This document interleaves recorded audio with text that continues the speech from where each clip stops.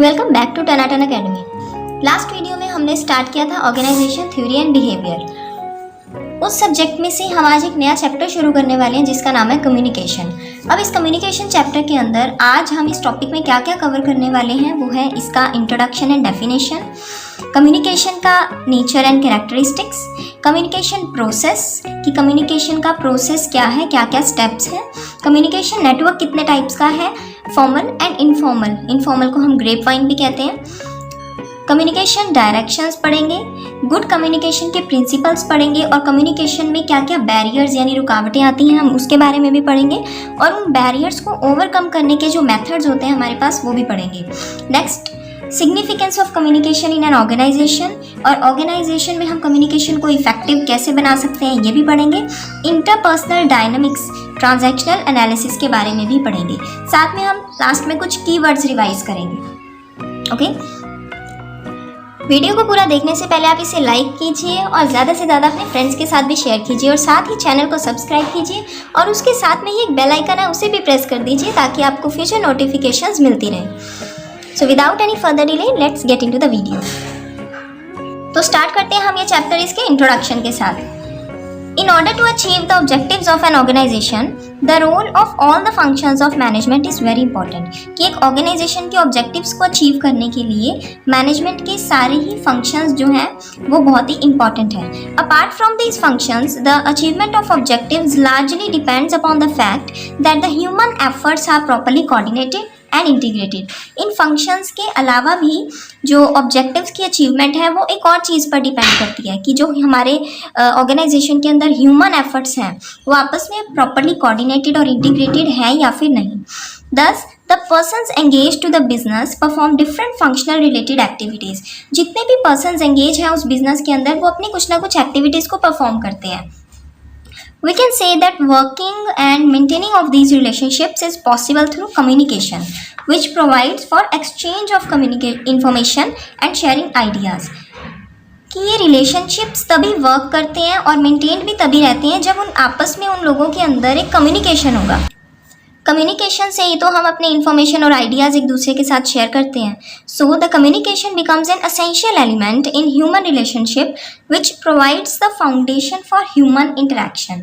ये कम्युनिकेशन ही एक essential part है ह्यूमन रिलेशनशिप के अंदर जो कि ह्यूमन इंटरेक्शन का फाउंडेशन है, मीन्स उसका बेस है। कम्युनिकेशन से ही हम किसी के साथ इंटरेक्ट कर पाते हैं। To be more specific and clear, communication performs the energizing function in the organization. Communication एक energizing function की तरह भी काम करता है by transmitting information, facts, feeling and ideas, thereby making coordinated efforts possible. जिस communication की help से हम ट्रांसमिट करते हैं अपनी information, facts, feelings and ideas और जिसकी वजह से हमारे efforts coordinate हो पाते हैं। Let's move on to the next heading which is definition of communication. Communication की हम definition देंगे इसके अंदर। The communication can be defined as the process through which two and more persons exchange ideas and develop understanding. Communication एक ऐसा process है जिसके through दो या दो से ज़्यादा लोग एक्सचेंज करते हैं अपने आइडियाज़ को और अंडरस्टैंडिंग को डेवलप करते हैं। Two aspects are important in communication. दो एस्पेक्ट्स मेन है। सबसे पहला क्या है? Transmission of ideas, feelings and facts. Okay, it implies that there must be a receiver if communication is to occur. Communication कब होगा? जब उस आइडिया को रिसीव करने के लिए एक पर्सन होगा जिसको हम रिसीवर बोलते हैं और दूसरा कौन है? सेंडर ऑफ द मैसेज, जो कि मैसेज को ट्रांसमिट कर रहा है। The sender of the message must consider the receiver while structuring his message from a technical standpoint as well as in delivering it. जो सेंडर है ना मैसेज का, उसको रिसीवर को भी कंसीडर करना है। जब वो सोचता है कि मुझे अपना ये आइडिया ट्रांसमिट करना है, ये इन्फॉर्मेशन ट्रांसमिट करनी है, तो उसके माइंड में उसे कंसीडर करना है रिसीवर को भी कि क्या वो मेरे इस मैसेज को उसी वे में लेगा या फिर नहीं। और टेक्निकल स्टैंड पॉइंट भी लेना है कि उसी वर्ड का यूज़ करना है, उन्हीं शब्दों का यूज़ होना चाहिए उस मैसेज में जो कि रिसीवर को समझ भी आ सके। When the receiver is not considered, there is either no response or there may be wrong response. अगर हम रिसीवर को कंसीडर नहीं करेंगे तो या तो रिस्पॉन्स आएगा ही नहीं या फिर रॉन्ग रिस्पॉन्स होगा। Secondly, it emphasises the understanding element in the communication. इससे एक अंडरस्टैंडिंग एलिमेंट पर भी हम फोकस करते हैं। Sharing of understanding would be possible only when the person to whom the message is meant understands it in the same sense in which the sender of message wants him to understand. Okay, understanding की sharing तभी possible होगी जब जो receiver है वो उस message को understand करेगा सेम सेंस में जिस सेंस में सेंडर ने उसे मैसेज भेजा है। ओके, तो ये है हमारी डेफिनेशन। डेफिनेशन के लिए आप ऊपर की ये 2 लाइंस भी नोट कर सकते हैं। Next is nature and characteristics of communication. Communication का नेचर किस तरह का है, अब हम इस बारे में पढ़ेंगे। तो देखिए, कम्युनिकेशन एक 2 वे प्रोसेस है। अभी जैसा कि हमने डेफिनेशन के अंदर भी पढ़ा, ये तब तक कंप्लीट नहीं होता जब तक रिसीवर अच्छे से उस मैसेज को अंडरस्टूड नहीं कर लेता सेम सेंस में जिस सेंस में सेंडर ने मैसेज भेजा है। कम्युनिकेशन का बेसिक पर्पस क्या है कि एक म्यूचुअल अंडरस्टैंडिंग क्रिएट हो किन दोनों के बीच, सेंडर एंड रिसीवर के बीच में। Okay, it may involve exchange of facts by way of information, thought और ideas, opinions और point of view, feeling और emotions। किसी भी चीज़ को हम एक्सचेंज कर सकते हैं कम्युनिकेशन के अंदर। और मैनेजमेंट के अंदर तो कम्युनिकेशन एक कंटिन्यूस प्रोसेस है। No manager can avoid communicating with his superior and subordinates in the course of his activities. कोई भी मैनेजर कम्युनिकेशन को अवॉइड नहीं कर सकता, ना तो उसके सुपीरियर के साथ ना ही अपने सबॉर्डिनेट के साथ। Inadequate or ineffective communication is often responsible for making managerial performance unsatisfactory। अगर managerial performance अच्छी नहीं आती है, अगर मैनेजर्स अच्छे से काम नहीं कर रहे होते हैं, उसकी रिस्पॉन्सिबिलिटी क्या है, क्या कारण हो सकते हैं उसके कि कम्युनिकेशन ऑर्गेनाइजेशन में अच्छे से नहीं हुआ, इनएडिक्वेट एंड इनइफेक्टिव कम्युनिकेशन हुआ है, तभी हमारी मैनेजरियल परफॉर्मेंस अनसेटिस्फैक्ट्री आई हैं। ओके, जो मैनेजर्स हैं चाहे किसी भी लेवल का हो, managers at all levels and in all departments must communicate to keep the wheels of operations running smoothly. सभी को कम्युनिकेशन करना पड़ेगा ताकि वो काम चलता रहे, ऑपरेशंस चलते रहें। तो अब हम फीचर्स को पॉइंट्स में समझ लेते हैं। It is a cooperative process. Cooperative process है जिसके अंदर 2 पार्टीज इन्वॉल्व होती हैं। एक तो वो है जो मैसेज को ट्रांसमिट करती है और दूसरी वो है जो मैसेज को रिसीव करती है। Okay, the respective parties to a communication must have the ability to convey and listen to what his counterpart has to communicate. जो दोनों पार्टीज़ हैं, सेंडर एंड रिसीवर, दोनों के पास एबिलिटी होनी चाहिए मैसेज को कन्वे करने की, उसको सुनने की, ओके, और उसको समझने की। Next point is communication includes sending the message as well as receiving the reaction or response to the message and therefore is a two-way traffic। जैसा कि हम पढ़ते आ रहे हैं, कम्युनिकेशन एक 2-वे ट्रैफिक है जिसके अंदर 2 पार्टीज इन्वॉल्व होती हैं, सेंडर एंड रिसीवर। और कम्युनिकेशन के अंदर सेंडिंग ऑफ द मैसेज तो इंक्लूड होता ही है, एज वेल एज रिसीवर का रिएक्शन भी हमें रिसीव करना होता है कि उसका क्या रिएक्शन है उस मैसेज को सुनने के बाद, जिसे हम फीडबैक कहते हैं, जब वो हमें अपनी रिएक्शन देता है या फिर रिस्पॉन्स देता है। Next point is response to a communication is as essential as the initial communication. Okay, response भी बहुत ही ज़रूरी है क्योंकि इससे हमारी कम्युनिकेशन का इम्पैक्ट पता चलता है कि क्या इम्पैक्ट हुआ कम्युनिकेशन का। The message to be communicated may be converted verbally in writing. Okay, तो कम्युनिकेशन हम वर्बली भी कर सकते हैं, मतलब बोलकर, और लिखकर भी कर सकते हैं। ओके, साइंस, जेस्चर्स और सिंबल के थ्रू भी कर सकते हैं। कम्युनिकेशन को इफ़ेक्टिव बनाने के लिए ज़रूरी नहीं कि हम एक ही मीन्स का यूज़ करें, सिर्फ वर्बली करें, उसके साथ साथ हम साइंस और जेस्चर्स का भी यूज़ कर सकते हैं ताकि जो हमारी कम्युनिकेशन है वो और इफ़ेक्टिव बन सके। The purpose of communication is that of passing information and understanding to bring out commonness of purpose, interest and efforts। एक फ़ायदा और होता है कम्युनिकेशन का कि जब हम रिसीवर के साथ कुछ अपनी इन्फॉर्मेशन शेयर कर रहे हैं, अपनी अंडरस्टैंडिंग शेयर कर रहे हैं, इससे हमारा पर्पस, इंटरेस्ट और एफर्ट्स का एक कॉमननेस पता चलती है कि हमारे आइडियाज़ कहाँ पर आकर कॉमन होते हैं। Communication is a continuous process, जैसा कि हम पढ़ते आ रहे हैं, for effectiveness and efficiency of ongoing operations, planning and policy making. Operations को चलता रखने के लिए, प्लानिंग के लिए और पॉलिसी मेकिंग के लिए कम्युनिकेशन को कंटिन्यूसली करना ज़रूरी है, इसीलिए कम्युनिकेशन एक कंटिन्यूअस प्रोसेस है। नेक्स्ट पॉइंट इज कम्युनिकेशन में flow vertically upward and downward. Downward. एक चेन है जो ऑर्गेनाइजेशन की, ऊपर सुपीरियर्स होते हैं, फिर नीचे नीचे आते आते सबॉर्डिनेट्स होते हैं। ओके, तो वर्टिकली चलता है, उसमें अपवर्ड भी चल सकता है एंड डाउनवर्ड भी चल सकता है। अगर हम हॉरिजॉन्टली देखें, हॉरिजॉन्टली तो सिमिलर रैंक के लोग मिलेंगे, तो हॉरिजॉन्टली भी चल सकता है एंड डायगनली भी चल सकता है। मीन्स लो लेवल का एक पर्सन हायर लेवल के पर्सन से डायरेक्ट भी बात कर सकता है। ओके, तो कम्युनिकेशन फ्लो करने के बहुत सारे तरीके हैं। चलिए अब बात करते हैं कम्युनिकेशन प्रोसेस के बारे में। इसमें हम बात करेंगे कम्युनिकेशन के क्या क्या स्टेप्स हैं। सबसे पहला स्टेप्स देखिए, clear perception of the idea और the problem. No message can be transmitted properly unless the idea or problem is formulated with clarity of thought and perception on the part of communicator। जो communicator है सबसे पहले तो उसे ही message को समझना ज़रूरी है। जो मैसेज वो ट्रांसमिट करना चाहता है, वो आइडिया और या फिर प्रॉब्लम अगर उसे क्लियर ही ना हो तो वो कन्वे ही नहीं कर पाएगा अच्छे से। ओके, तो कम्युनिकेटर को भी पहले प्रॉब्लम या आइडिया अच्छे से अंडरस्टैंड करना पड़ेगा, तभी एक क्लियर कम्युनिकेशन हो सकती है। Next is participation of others involved. The next step is to secure the participation of other persons in the decision to communicate a message.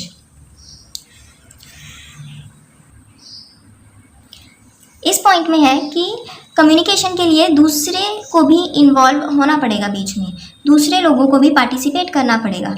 जब वो पार्टिसिपेट करेंगे तभी हम उस आइडिया को आगे ट्रांसमिट कर पाएंगे और न्यू आइडियाज़ आगे से गैदर कर पाएंगे और तभी फीडबैक ले पाएंगे। Transmission of the message. अब हमारे पास क्लियर आइडिया भी है, दूसरी पार्टीज भी इन्वॉल्व हो गई हैं। उससे अगला स्टेप आता है कि हम मैसेज को ट्रांसमिट करेंगे। Okay, what to communicate to whom, when and how, कि क्या कम्युनिकेट करना है, किसको कम्युनिकेट करना है, कब करना है और कैसे करना है। ये ट्रांसमिशन से पहले हमें सोचना है, उसके बाद ही हम उस आइडिया को ट्रांसमिट कर सकते हैं। Actual transmission involves preparing the matter. सबसे पहले मैटर को प्रिपेयर करेंगे, उसके बाद and the form of communication, communication की फॉर्म भी डिसाइड करेंगे जिसको हम एनकोडिंग द मैसेज बोलते हैं। उसके बाद हम मीडियम या फिर अपना मीन्स चूज़ करेंगे कि क्या हम ओरली ट्रांसमिट करना चाहते हैं या फिर रिटन। ओके, अब ये कैसे डिसाइड होता है, पर्सन्स या फिर ग्रुप ऑफ पर्सन्स की नेचर को देखकर कि हमें किस तक अपना मैसेज पहुंचाना है। Next point is motivating the receiver of the message. The communicator can not depend on the message alone to get an appropriate response from the receiver.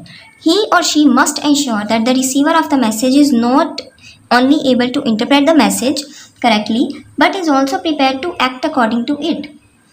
इसके लिए हमें रिसीवर को मोटिवेटेड रखना पड़ेगा ताकि वो हमारे आइडिया को अच्छे से सुने, समझे और साथ ही हमें फीडबैक भी दे। Next point is evaluation of the effectiveness of communication. After the message has been transmitted and accepted by the receiver, जब हमने मैसेज को ट्रांसमिट कर दिया, रिसीवर ने उसे एक्सेप्ट भी कर लिया, ओके, उसके बाद हम उसकी इफ़ेक्टिवनेस को इवैल्यूएट करते हैं कि कितना इफ़ेक्टिव कम्युनिकेशन हुआ, क्या रिसीवर ने पॉजिटिवली हमें रिस्पॉन्ड किया या फिर नहीं। पॉजिटिवली रिस्पॉन्ड किया, इसका मतलब हमारा कम्युनिकेशन इफेक्टिव था। Let's move on to the next heading, elements in the communication process. इसके अंदर क्या क्या एलिमेंट्स है कम्युनिकेशन प्रोसेस में। सबसे पहले तो है कम्युनिकेटर। कम्युनिकेटर कौन होता है, जो कि कम्युनिकेट कर रहा है, जो कि आइडिया को आगे पहुंचा रहा है। अब कम्युनिकेटर हो कौन सकती है, मैनेजर्स, सबॉर्डिनेट्स, क्लाइंट्स, कस्टमर्स या फिर आउटसाइड पार्टीज भी हो सकती हैं। Next is encoding. आपको इसी सीरीज में चलना है कम्युनिकेशन प्रोसेस, ओके, ये याद रखना आप। Encoding it means it refers to preparing the subject of communication in suitable language. जो भी आइडिया, फैक्ट या इन्फॉर्मेशन हम ट्रांसमिट करना चाहते हैं उसे एक सूटेबल लैंग्वेज में हम अपना सब्जेक्ट मैटर सारा प्रिपेयर कर लेते हैं, जिसको हम एनकोडिंग बोलते हैं। Next element is message. Message या तो वर्बल होगा या रिटन होगा, डिपेंड करेगा हमारे पर्पस के ऊपर। Next is medium. मीडिया मतलब हम किस तरह से उस मैसेज को कन्वे करेंगे। Face to face verbal communication का यूज़ करेंगे, टेलीफोन यूज़ करेंगे, इंटरकॉम फैसिलिटीज़ यूज़ करेंगे, issue of memorandum, notice, circular, statements, telegraphs etcetera, ये अलग अलग मीन्स हैं, ओके, जो कि कम्युनिकेशन, मीडिया ऑफ कम्युनिकेशन है। इसके अलावा अगर नॉन वर्बल मीडिया की बात करें, उसके अंदर सिग्नल, जेस्चर्स, इसको भी यूज़ किया जा सकता है। इसके बाद नेक्स्ट जो हमारा एलिमेंट है वो है decoding. Okay, decoding refers to the conversion of message by the receiver into meaningful terms so as to make it understandable, which means कि मैसेज ट्रांसमिट कर दिया हमने रिसीवर तक, ट्रांसमिट करने के बाद वो जो समझेगा सेम सेंस में, जिस सेंस में सेंडर ने उसे मैसेज भेजा था, ठीक है, उस मैसेज को वो अंडरस्टैंड करेगा, इसको डिकोडिंग बोलते हैं। Next element is receiver. आपको सबको पता है कि रिसीवर के बिना तो कम्युनिकेशन हो नहीं सकता, it's a two way process, तो रिसीवर एक एसेंशियल एलिमेंट हुआ कम्युनिकेशन का। Next is and the last one is feedback. The actual response of the receiver to the message communicated to him is known as feedback. Message मिलने के बाद इसने उसको समझा, उसके बाद कुछ रिस्पॉन्स दिया रिसीवर को, ओके, कम्युनिकेटर यानी कि रिसीवर, सॉरी सेंडर को रिस्पॉन्स दिया, उसको हम बोलते हैं फीडबैक। आई होप आपको यहाँ तक का टॉपिक समझ आया होगा। अगर समझ आया है तो वीडियो को लाइक ज़रूर कीजिए। तो चलिए अब अगला टॉपिक हम देखते हैं, विच इज़ कम्युनिकेशन नेटवर्क। देखिए, कम्युनिकेशन का प्रोसेस जो होता है उसके लिए बहुत सारी चैनल्स और पाथ्स होती हैं जिससे हम कम्युनिकेशन कर रहे होते हैं। ये सारे चैनल्स और पाथ्स मिलाकर इनका sum total is called communication network. ये सारा एक नेटवर्क होता है जो कि बेसिकली 2 टाइप्स के चैनल से बना होता है, which are inter related and interdependent, यानी कि फॉर्मल एंड इनफॉर्मल। सबसे पहले हम बात करेंगे फॉर्मल कम्युनिकेशन के बारे में। जैसा कि इसका नाम ही बताता है कि एक फॉर्मल कम्युनिकेशन चैनल है, वो डेलिबरेटली क्रिएट किया जाएगा, यानी जानबूझकर क्रिएट करेंगे, ठीक है। ऑफिशियली प्रिस्क्राइब्ड पाथ होगी, यानी कि जो भी नोटिस, कोई भी ऑफिशियल नोटिस आएगा वो फॉर्मल कम्युनिकेशन नेटवर्क के थ्रू आएगा। Deliberate attempt to regulate the flow of organizational communication so as to make it orderly and thereby to ensure that information flows smoothly, accurately and timely to the points to which it is required. Okay? Officially prescribed communication network. ठीक है, ये जो design किया जाता है on the basis of single और multiple channels. एक जो सिंगल चैनल कम्युनिकेशन नेटवर्क होता है, इसके अंदर सिर्फ एक पाथ होती है कम्युनिकेशन की, ठीक है, जो कि लिंक करती है बहुत सारी पोजीशंस को।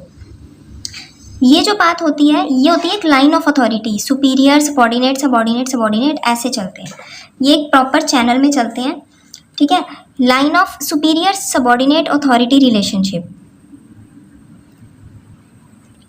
यानी कि जो सुपीरियर्स हैं वो ही अपने सबॉर्डिनेट्स को आगे से आगे ऑर्डर देंगे और फीडबैक नीचे से ऊपर की फॉर्म में चलेगा।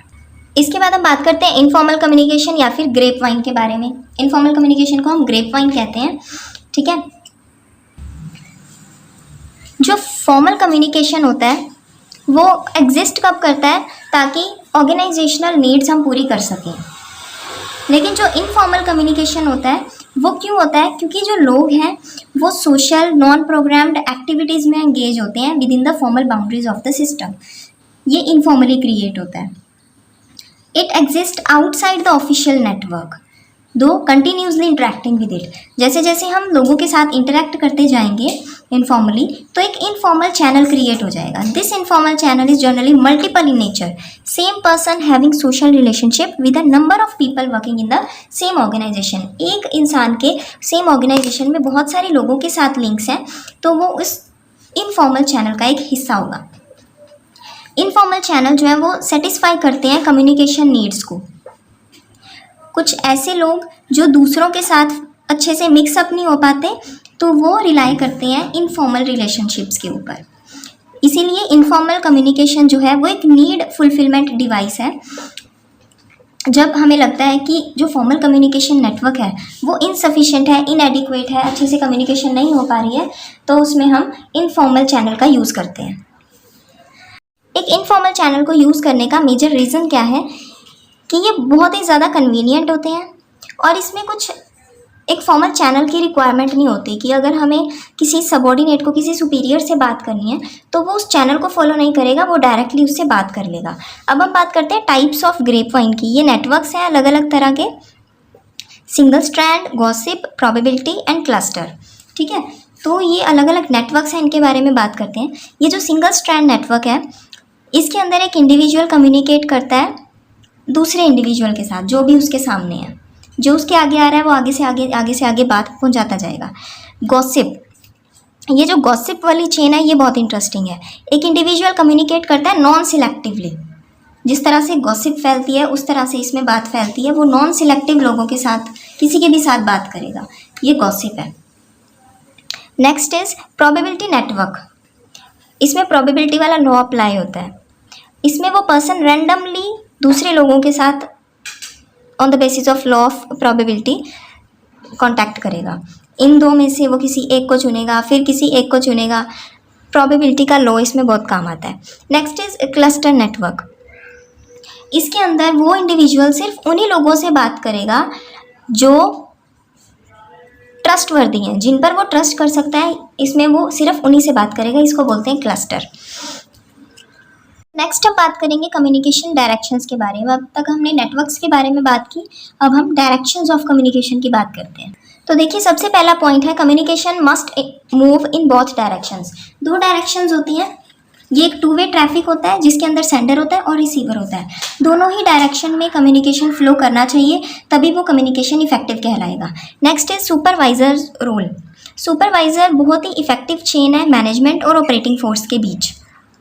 Okay, management directly operating force से बात नहीं करेगी, बीच में एक सुपरवाइजर का बहुत ही इंपॉर्टेंट रोल आता है। वो अपना मैसेज सुपरवाइजर को कन्वे करेंगे, फिर आगे सुपरवाइजर ऑपरेटिंग फोर्स तक कन्वे करेंगे, और ऐसा ही रिवर्स चलता है। फीडबैक भी पहले सुपरवाइजर को जाएगी, फिर उसके बाद ही मैनेजमेंट तक पहुंचेगी। Next, line of communication should be as direct as possible. जितनी ही लाइन ऑफ कम्युनिकेशन डायरेक्ट होगी ना, उतना ही उस मैसेज के डिस्टॉर्ट होने के या फिर डाइल्यूट होने के चांसेस बहुत ही कम हो जाएंगे। जितने ही लोग उस चेन में ज़्यादा से ज़्यादा इन्वॉल्व होते चले जाते हैं ना, वो जो इन्फॉर्मेशन है ना वो ख़राब हो जाती है। तो इसलिए ये ज़रूरी है कि लाइन ऑफ कम्युनिकेशन डायरेक्ट होनी चाहिए। Communication must reflect the policies and practices of management.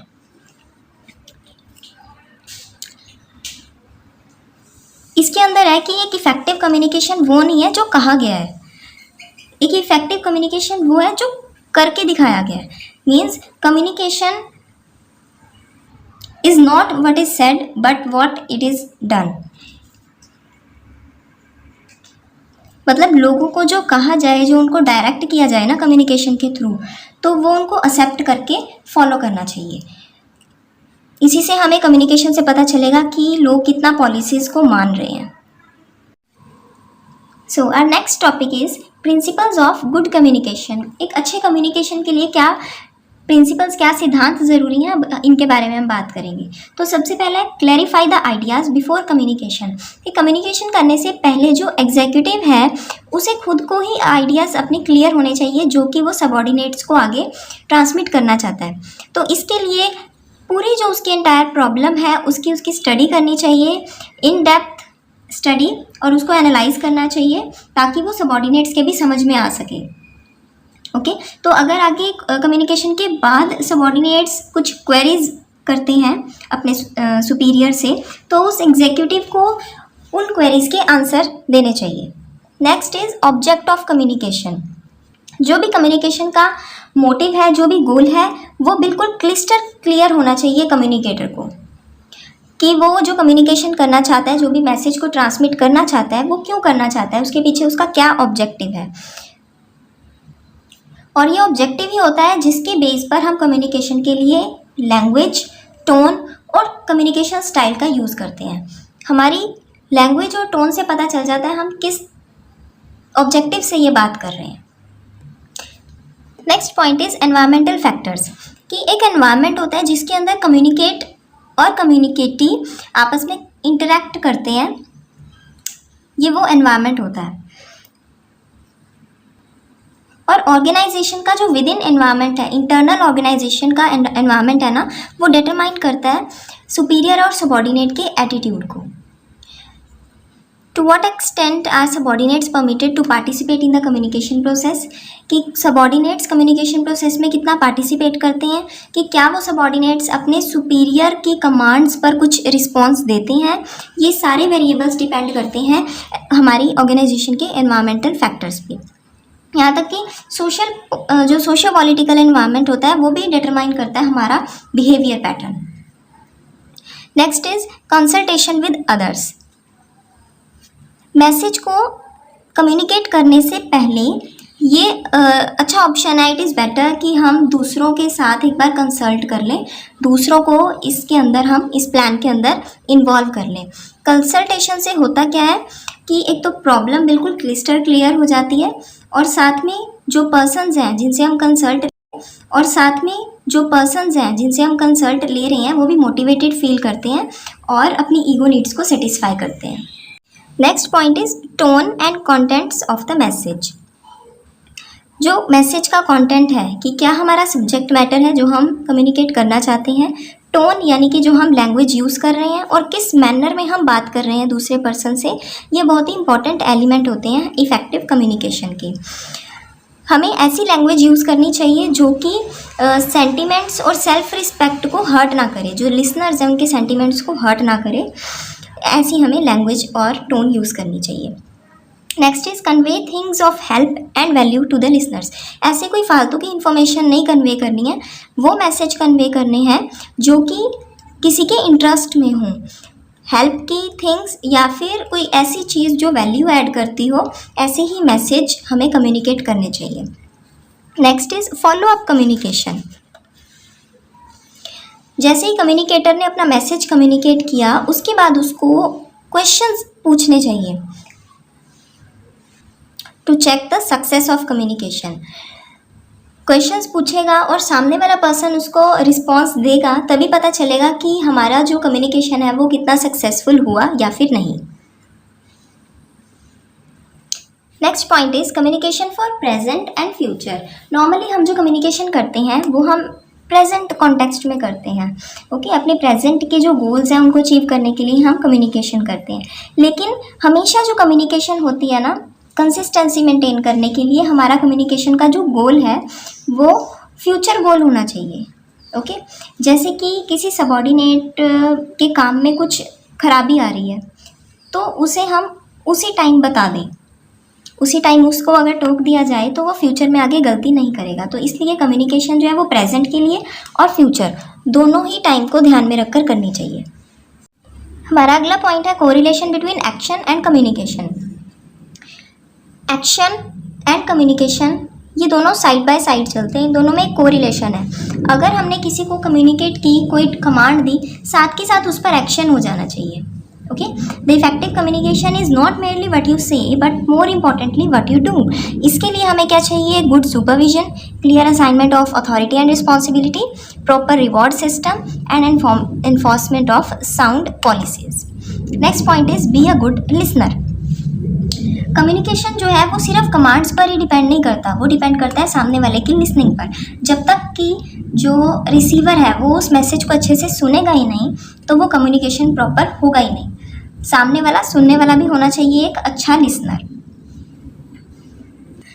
हमारा अगला टॉपिक है बैरियर्स टू कम्युनिकेशन। अब देखिए जो कम्युनिकेशन बैरियर्स होते हैं ना वो 3 टाइप्स के हैं mainly, personal, physical and semantic. ये 3 टाइप्स के बैरियर आप लर्न कर लीजिए। पर्सनल बैरियर्स अराइज होते हैं ह्यूमन इमोशन से, वैल्यूज़, पुअर लिसनिंग हैबिट से, जो कि एक पर्सनल बैरियर्स हैं, पर्सन टू पर्सन ये वैरी करते हैं। हमारे इमोशंस भी एक्ट करते हैं as filters in all our communication. Next जो है ना हमारा साइकोलॉजिकल बैरियर, इसमें क्या आता है? Egocentric tendency of all human beings to view every activity from a highly personal point of view.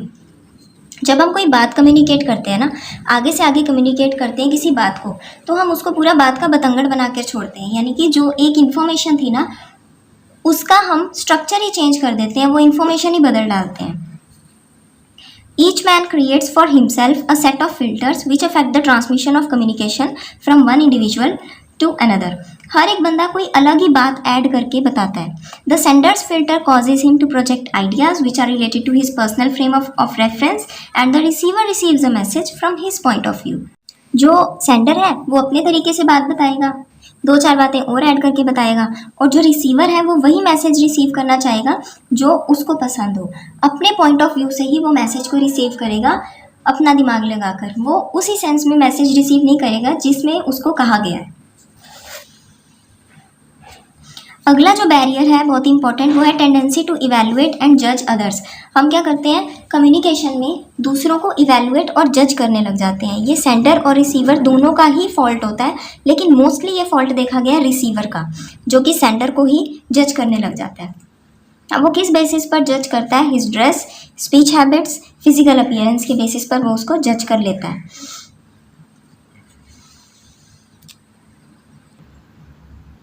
देखिए, अब जो हमने ये बात करी थी ना कि बात हम जब आगे करते हैं, जब हम कम्युनिकेट करते हैं, तो हम अपना ही एक सेट ऑफ फिल्टर उसमें ऐड कर देते हैं। उसके लिए बहुत सारी कंपनीज यूज़ करती हैं AVOs यानी avoid verbal orders to stress the importance of using written rather than oral communication in order to prevent this type of problem। इस टाइप की प्रॉब्लम से छुटकारा पाने के लिए हम वर्बल ऑर्डर्स को अवॉइड करते हैं कुछ कंपनीज में, ठीक है। वहाँ पर क्या होता है, रिटर्न ऑर्डर्स चलते हैं। रिटर्न में कोई चीज़ लिख के आएगी सबके पास, तो वो सबके पास एक जैसी ही चीज़ पहुँचेगी, उसमें हम कोई भी अपनी तरफ से बात ऐड नहीं कर सकते। तो इसलिए AVOs यूज़ किए जाते हैं इस तरह की प्रॉब्लम से छुटकारा पाने के लिए।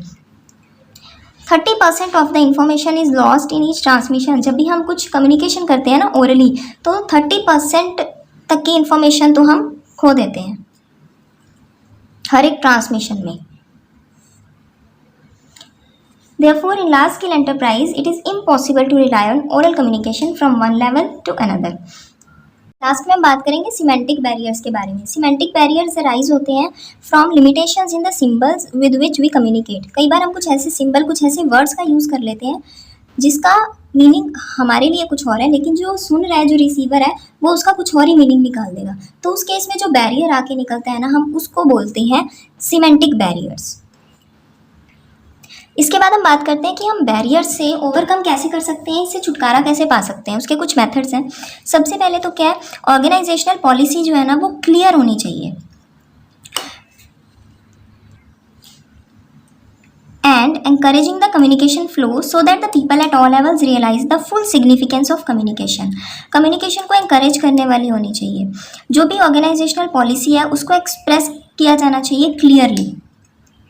नेक्स्ट है, the policy should also specify the subject matter to be communicated, कि क्या सब्जेक्ट मैटर कम्युनिकेट करना है वो भी पॉलिसी में मेंशन होना चाहिए।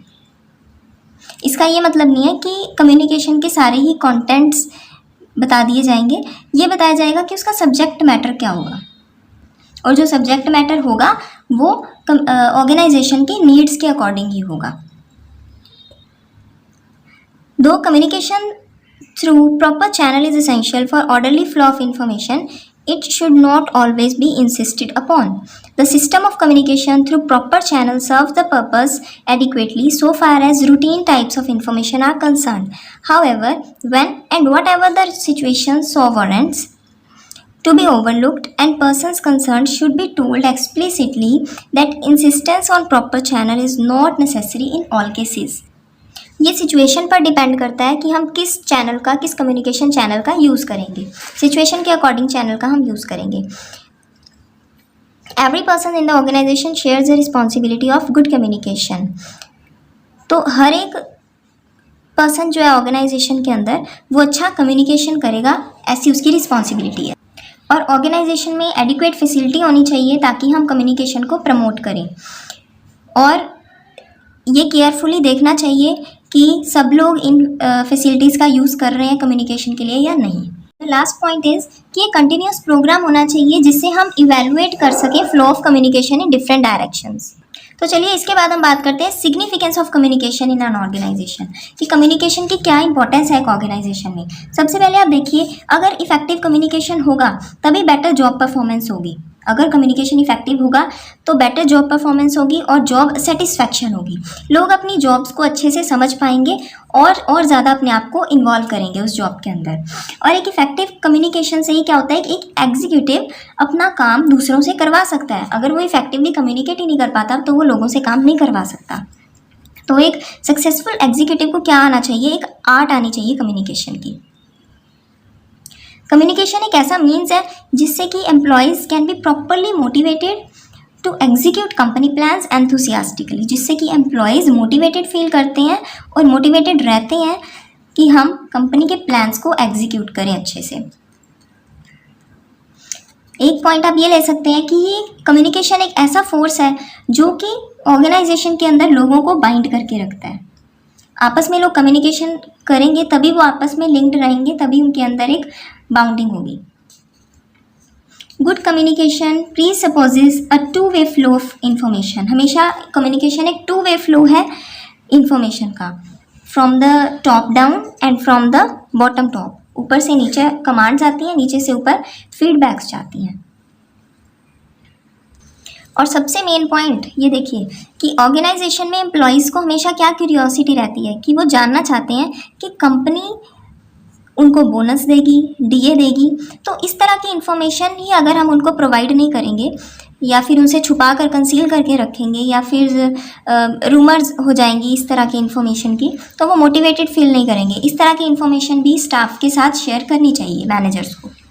इसका फ़ायदा ये होगा वो अपने काम को लेकर हमेशा इंकरेज्ड और मोटिवेटेड रहेंगे।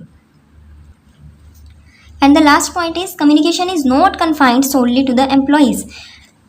ये एम्प्लॉयज़ तक ही सीमित नहीं है कम्युनिकेशन। मैनेजमेंट को कम्युनिकेट करना है कस्टमर्स के साथ, ऑनर्स के साथ, कम्युनिटी के साथ, एज वेल एज उनके एम्प्लॉयज़ के साथ। चलिए अब देखते हैं next topic, how to make communication effective. Communication को हम इफेक्टिव कैसे बना सकते हैं। सबसे पहले देखिए regulating the flow of communication. Communication के फ्लो को रेगुलेट करना, अब वो हम कैसे कर सकते हैं। ऐसे मैसेजेस जो कि प्रायोरिटी पर हैं, हाई प्रायोरिटी के मैसेजेस पर हमें कंसंट्रेट करना है।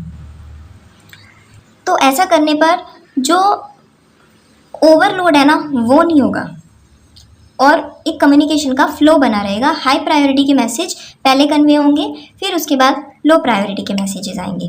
Next is feedback. जब भी हम कम्युनिकेट करते हैं उसके बाद हमें रिसीवर का रिस्पांस और फीडबैक भी लेनी ज़रूरी है। उससे क्वेश्चंस पूछकर या उसका रिस्पांस जानकर उसकी सलाह लेकर हम फीडबैक ले सकते हैं। Next is language of the message. ये तो आपको पता ही है कि लैंग्वेज हमेशा मैसेज के सामने वाले को ध्यान में रखकर ही करनी चाहिए। ऐसी लैंग्वेज का यूज़ नहीं करना चाहिए जिससे कि किसी के सेंटिमेंट्स या फीलिंग्स को ठेस पहुँचे। Next is importance of listening carefully. Communication में लिसनिंग का बहुत बड़ा रोल है। जब तक सामने वाला पर्सन जो कि रिसीवर है वो अच्छे से सुनता नहीं है वो कम्युनिकेशन पूरा नहीं होता। तो लिसनिंग का एक बहुत बड़ा इंपॉर्टेंस है। चलिए अब हम लास्ट में कुछ कीवर्ड्स रिवाइज करते हैं इस चैप्टर से रिलेटेड। सबसे पहला है कम्युनिकेशन। कम्युनिकेशन एक ऐसा प्रोसेस है जिससे हम अपने आइडियाज़ इम्पार्ट करते हैं और दूसरों को अपने आइडियाज़ समझाते हैं। कम्युनिकेशन बैरियर्स होते हैं रुकावटें, कुछ ऐसी रुकावटें जो कि कम्युनिकेशन के प्रोसेस में आती हैं, जैसे कि distortion of messages due to the attributes of receiver, selective perception, semantic problem, timing and information overload. Next is communication network, कि हम नंबर ऑफ पीपल को ध्यान में रखते हुए कौन सा नेटवर्क चूज़ करते हैं कम्युनिकेशन के लिए, वो कम्युनिकेशन नेटवर्क है। एक वेल डिफाइंड पैटर्न जिसमें हम कम्युनिकेशन करते हैं। Communication process, a process by which a sender reaches a receiver with a message. Formal communication, कि इंफॉर्मेशन को ट्रांसमिट करना इन अ फॉर्मल ऑर्गेनाइजेशन स्ट्रक्चर, या फिर वो टॉप टू बॉटम होगा या वो बॉटम टू टॉप होगा। नेक्स्ट इज ग्रेप वाइन, ये एक इनफॉर्मल कम्युनिकेशन नेटवर्क है जिसमें लोग किसी भी रैंक के साथ, किसी भी रैंक के पर्सन के साथ बात कर सकते हैं informally. Next is semantic. Semantic का मतलब होता है science of sound. I hope आपको ये टॉपिक अच्छे से समझ में आया होगा। समझ में आया है तो वीडियो को लाइक और शेयर कीजिए और चैनल को ज़रूर से सब्सक्राइब कीजिए। Thanks for watching.